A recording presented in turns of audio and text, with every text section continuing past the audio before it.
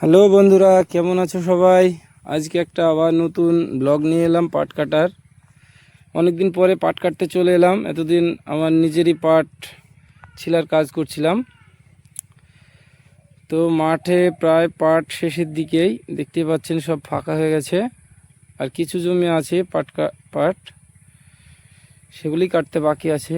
তো আজকে একটু আমি দেরি করে এসেছিলাম কাজে, কারণ জমিটা অনেক ভিতরে ছিল। আমি শেষের দিকে এসেছি, জমি চিনতে পারছিলাম না। আর এই যে আমাদের সব মুনিশ পাট কাটা শুরু করে দিয়েছে।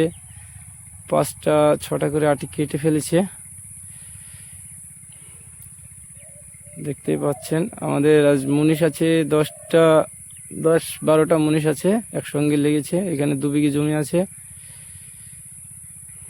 এই যে কতগুলো মুনিশ দেখেন। আমাদের মাঠে পাট শেষ প্রায়। পাট এবছরের মতো হয়তো পাট আর কাটা হবে কি বলতে পারছি না। ঠিক আছে, দেখা হবে পরের ভিডিওতে। টাটা।